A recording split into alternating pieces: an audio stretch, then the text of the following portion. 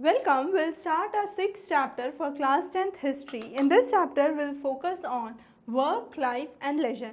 We'll see with how industrial revolution and industries coming up, there was a need for the development of city. Now this development of the city or the process of urbanization started initially at a good pace, but slowly and gradually this urbanization process was not organized. As a result, there was haphazard development and there was overcrowding in certain areas. On the other hand, other areas were there which were open and were meant for a common people or were basically good for living standards. So there was a kind of disparity that came up in the society. Now when we talk about the process of urbanization, there are three important reasons behind which we say that the development of the cities took place. So the first was the rise of industrial capitalism. Now this can be well cited in the case of England, and a city, London would be a good example. The second was the rise in the colonial powers and their expansion across the world. So in India, you can say Bombay would be a good example to discuss. And third was the spread of democratic ideals, and this was seen mainly after the French Revolution in France, and Paris could be a good example. So we would understand about these three cities individually while working on this chapter. As we said, the development of the cities took place, and later on there was a need for a proper planning in those cities. So in London, that was attributed to the social revolution that took place. However, in Bombay, it was mainly due to the fear of plague that spread in the vicinity areas. So let's understand this chapter in detail. That was a kind of brief outline that we have given. Now, Durgacharan Ray was one of the famous novelists who wrote a novel, The Gods Visits Earth, and in this novel he explains how Lord Brahma along with other lords visited Earth, and when they landed onto Calcutta, they found that there are huge industries, good development, cities flourishing. So that was a kind of positive side of industrialization and urbanization. Contrary to it, there was a negative picture, and that was the level of pollution, the congested roads, the poor hygiene and the issues of sanitation and sewerage that were common in that region. Along with that, they could see a big divide that was occurring between the wealthy people and the poor people. So this phase of industrial revolution led to a kind of breaking between the economic strata of the society, and there was an imbalance between the rich and the poor that was further widened. So we would understand that throughout the lecture. Now coming on to the historical perspective, you had Nupur and Mohenjo-daro. These cities flourished mainly because of the food production, and they were supplying food to the nearby non-food producing regions. Now since they were supplying food to the nearby non-food producing regions, these cities flourished. Later on, the cities which were either good in administration, good in political powers, had trade relations, good networking, had intellectual activities flourished. So there were different reasons how different cities came up. Now we would focus on to the first example that we would be discussing for today, and that is the rise of modern city in England, and we will be focusing on London here.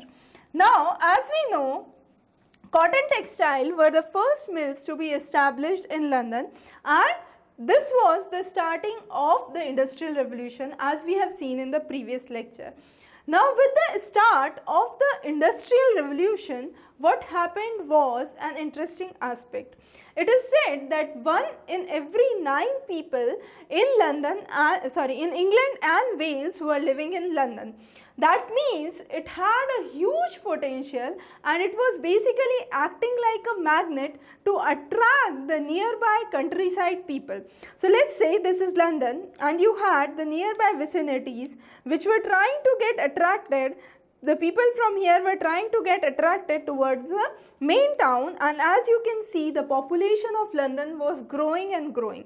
So initially it started with cotton textile, later on you had iron and steel industries that came up, you had trade, service sector that flourished and so on. So these developments were witnessed in various forms in London, and it was attracting population from all sectors of the society. So it were artisans, small labourers, workers, peasants and so on. Now in this diagram we can see exactly what we were trying to explain in the demonstration, how along the river Thames you had a small city of London that was there in 1784, which grew to a huge metropolis by 1980, and this is the level of population of 1980s London that you can see. There were philanthropists who were basically workers who were looking for the social well-being, and they had a perspective or an idea that this ever-growing nature of the city would lead to rising criminal problems in the city. Now, one of the novelists nicely wrote there that they were trying to say that the crime rate is increasing, but this crime rate included numerous poor people who were living on a subsistence basis by stealing food. So they were basically not stealing anything else but food to survive, and that was the kind of situation in London. As we know, it started with the city center, and slowly and gradually this poor will being imposed various penalties because crimes were being taken into care severely, and there was again a temperance movement. This movement talked about the middle class people who were looking for reforms, and they said that drinking habits or drunkenness on street would not be allowed, and we would look forward towards a cleaner city and a healthier city to live in. So those were the developments here. Again, one more aspect that developed was women were now losing their jobs. So there were no more jobs for women. The reason was most of the jobs were replaced by technology, and these women started to migrate to household based jobs like tailoring, washing, cooking and so on. In the later periods, we had seen that this society turned out to be a kind of male dominated society in the public area, and in the household areas it was basically women dominated or female dominated society. The process of industrialization was accompanied by numerous social and psychological problems. Till 18th century, it was believed that people lived in family, made their decisions together, and there was a kind of collective community feeling that was seen. With the industrialization booming up, you had an era of individualism that came up. Now with rising individualism, the marriages were breaking, the families were shattered down, and people were migrating to urban areas, leaving behind their families in the rural areas, so on and so forth. So this culture of individualism later led people into isolation, and we would see how in chapter 7 and 8, with the coming up of print culture, you had the ideas of novels that spread and people enjoyed reading in isolation. So that was again, this reading habits were again emphasized because of the individualism that was coming up. So those were the kind of things that could be seen. Again, as we said, women were moving out of job, and children were also involved during that time in low paid jobs. But with the coming up of Factory Act 1902 and the Compulsory Elementary Education Act 1870, children were not allowed to come into factories and they were kept out of the industrial setup. So there were definite social reforms, trade reforms that were coming up, and now the things were changing. It was said that the people who are living close to the factories and in the congested atmosphere had a life expectancy of merely 29 years as compared to the middle class and the gentry who had a life expectancy of 55 years. So the situations, the atmosphere was highly congested, filthy, unhygienic conditions were there, and the rooms were very much densely populated, which were not good for health, along with the air population due to industries. Now as you know, you had the industries.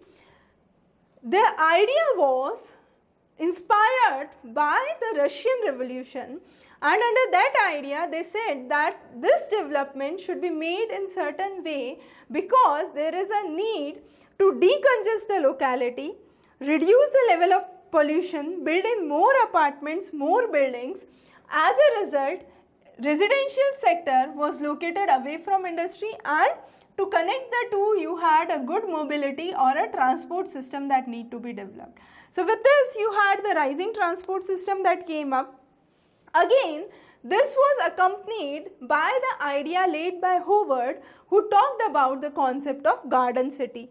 Under this concept of garden city, the region would have ample green spaces, open spaces, there would be lot of walkways available, the atmosphere would be pollution free, and the residential setups would be established away from the industrial setup so as to have a kind of healthy living atmosphere for others. As we said, this idea of bringing in reforms in this region was due to the social revolution that took place in England, and considering the Howard's idea, Unwin and Parker designed the garden city of Urswick. So that was the very first development that took place.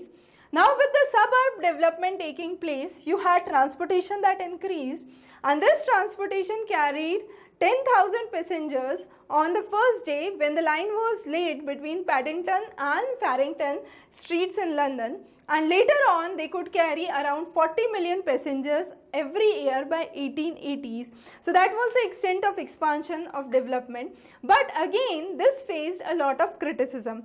The criticism was, since whole of the railway line was underground, there was lot of, if there is smoking, there is lot of suffocation that could be seen, which was unhealthy. And again, to build only a stretch of 2 miles of railway line, 900 houses were destroyed. So lots and lots of people lost their living and lost their housing as a result of that. London flourished well as compared to other cities during that time because it had a very good transport network. On the other hand, you had New York, Chicago, Tokyo, who were prospering good but could not flourish as much as London because of the lack of good transit or good transport system during that time. So those were the developments as seen. Now coming on to leisure. People were working in the factories and most of them were having holiday on the weekends or Sundays. So Sundays became an important time for leisure for each one working in the factory. Now there were few things that came up: music halls, cinema, people moving to the beaches, to the sea coast for recreational purposes.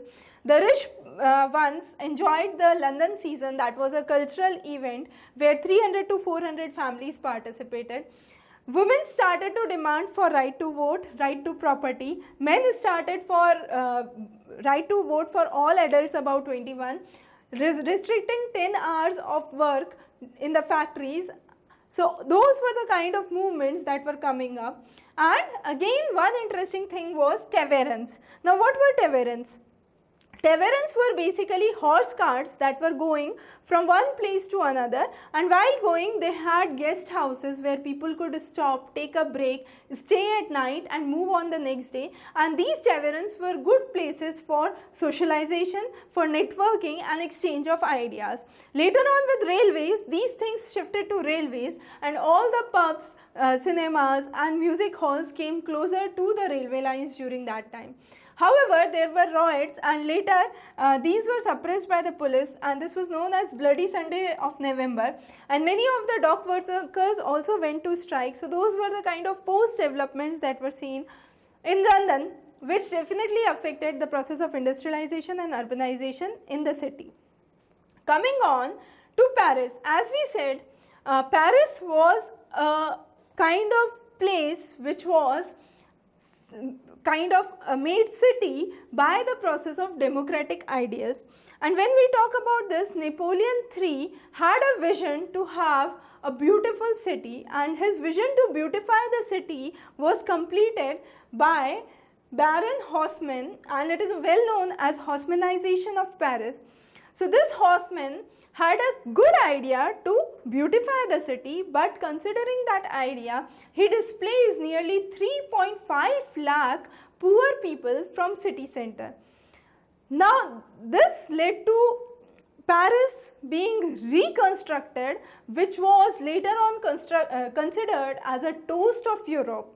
But the critics on the other hand say that this was very unhealthy for the people in France, because this was killing the streets, making the life boring in Paris. So that was one of the major criticisms that they faced. Now coming on to India, in India the process of urbanization was slow during the 19th century. During 20th century, only 11% of the people lived in cities. In India, you had three main presidencies that were seen. So you had Bombay Presidency, Bengal Presidency and Madras Presidency. Today we would focus on Bombay Presidency.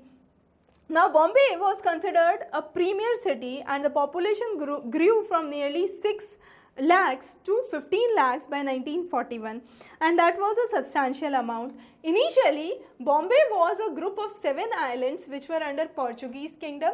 Later, Charles II of Britain married a Portuguese princess and this whole territory came under Britain. So, Britain shifted its trading ports from Surat to Bombay and East India Company shifted the base in Bombay. Again, initially, Bombay was seen as a trading center for raw material. Later on, it became an administrative center and finally an industrial center, where in 1854, the first cotton mill was established in Bombay. Later on, as much as 85 mills were seen in Bombay, and this was a kind of very big picture that was seen. Now, when we talk about the developments, again, Bombay was the capital of Bombay Presidency after the defeat of Marathas in the Anglo-Maratha War, and the city started to expand. Women constituted around 23% of the workforce. Most of the people were migrants in Bombay, and to get employment in these factories, there was lots and lots of migration. So Bombay was growing. Again, there was a severe Kutch famine in 1888-89. A lot of people from Kutch migrated to Bombay. The population pressure on Bombay increased and this led to a kind of plague epidemic that is spread. Now this plague is due to rats that is spread and mainly due to dirty environmental conditions. Now similarly, as we saw in London, the situation was the same in Bombay. With industries coming up, people were living in small areas, small houses, and in Bombay the situation was so worse that the Parsis and the rich-to-do people had big and spacious bungalows, but on the other side 70% of the people who were living there were living in chals, and these chals had around one tenement which did not even had the facilities for toilet, and many of the people, around 20 to 25 people lived in that. Again, since it was a kind of flitty atmosphere outside, they were asked to close the doors, and the humidity in Bombay did not allow so many people to live in such a small compartment. As a result, people moved to streets. They started to cook food on the streets, sleep on the streets at the night, which further accentuated the already worsening situations in Bombay. Now, during the early 1800s, Bombay fort was divided into two regions: the native town where Indians lived and the European where the white section lived, towards the north of the fort and similarly towards the south of the fort. So the area where the natives lived had an acute crisis for housing, for water supplies and for basic amenities, and the population pressure was ever increasing. With the fear of rising plague in this region, what happened was nearly 30,000 people were forced to retreat back or to move back to their hometowns who were migrants because of this plague epidemic. And as a result, you had the Bombay City Improvement Trust 1898 that was established, which worked for the development. Around 64,000 people were moved out of their houses, of which only 14,000 people were housed back or were given the houses back. So those were the kind of statistics that we have. Giringaon was one of the major areas which was known as the mill village, and 90% of the mill workers lived in that area within the 15 minutes of walk time. The first municipal commissioner there was Arthur Crawford, who was appointed in 1865, and those were the kind of developments, as we said. Initially what we discussed was the focus. Now again, the town planning in Bombay was the result of the fear of plague, while in London it was due to social revolution. Now what happened was, with the introduction of the trust schemes, the Bombay Improvement Trust that came up, there were various people who were rehoused, and there was Rent Act that was passed so that the rents are kept reasonable. Again, to accommodate the ever increasing population, what was required was to add more land. Now since it has proximity to sea, adding land was not an easy job. So the only option was to reclaim the nearby areas, the low-lying areas, and build a sea wall against those, so that more land could be part of the Bombay. So from Malabar Hills to Colaba was the extent you had the reclamation process that took place. Then again, the present day Marine Drive is a good example of the land area that was reclaimed during that time. So reclamation became very important. Many of the private companies closed due to the increasing cost in those areas, and there was a requirement for the expansion of the city. Later on, Bombay was also known as Mayapuri, or the city of dreams, where people came in to bring their dreams of Hollywood true. There were lots and lots of movies that were seen here.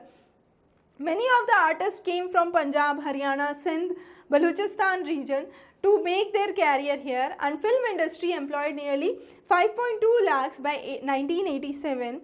So that's a huge and a pretty good amount.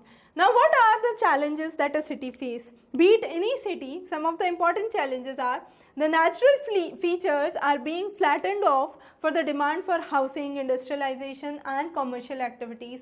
So what is happening is, to develop the activities you need to clear off the land. So all the natural features are slowly and gradually removed off. The waste products pollute the air, pollute the atmosphere, and it create air and water pollution, which is again a serious issue. Coal was commonly used during that time in household as well as industry. India is typically known for a coal which has a very high ash content, and because of the high ash content, there is lot of soot that is produced, which is considered unhealthy. In Calcutta, there was rising problem for smog. Now this smog is the smoke plus fog. So during the foggy weather, you have, if smoke in the atmosphere, it converts into smog, which is unhealthy for living, and Calcutta was the worst affected region for the same. Lots of laws were brought in to check out the issues of air pollution during that time, and the developments were again affected by the starting of the railway line to Raniganj for transporting coal in the regions of Calcutta during that time. So Smoke Abatement Act was also released, but they did not work very good, and still there were issues of high content of ash. Similarly, Tollygunj, you had rice mill workers who burnt rice husk instead of coal, and that too could not bring in kind of change in the atmospheric conditions. In Singapore, the planning was different. You had white rulers in Singapore, and later on under Lee Kuan Yew, when it became an independent nation in 1965, the idea was to launch a development project with housing as a priority, and 85% of the people were provided ownership of the houses. Tall blocks were made. Since the land was very less, you had to move up vertically. Tall blocks were made.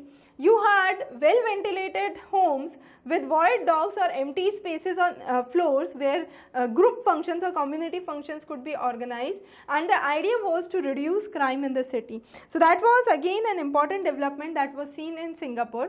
We have talked about how things have changed in Bombay, in London and the major cities, how industrialization came up which affected the process of urbanization, and later on it was felt that there is a need for the development or town planning in these regions.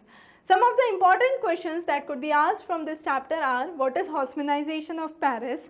Why? How the town planning reasons were different in Bombay versus London during that time. Again, one important question here is: what was the living condition of the people in the Charles in Bombay. So those are the kind of questions, and how people were driving in leisure activities even when they were working. They were forcing a kind of 10-hour movement where workers would work only for 10 hours on the factory floor. The right for liberation, and again a very important question was the concept of individualism that was gaining importance. So with this we cover the 6th chapter. We will proceed with chapter 7 and 8 in the upcoming lectures. You must definitely subscribe to the channel. Towards the end we would be covering a summary of class 10th history NCERT, and that would be a kind of one hour lecture where we would be covering all the 8 lectures in one go and covering the important points and the know-hows that should be driven from this class 10th NCERT history. If you have any doubts, you can leave those as comment below the video. We will be more than happy to resolve those. Have a very good day ahead.